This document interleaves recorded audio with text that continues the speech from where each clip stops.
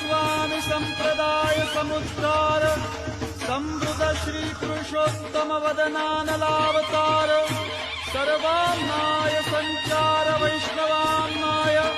प्राचुर्य प्रकार श्री बिल्व मंगलाचार्य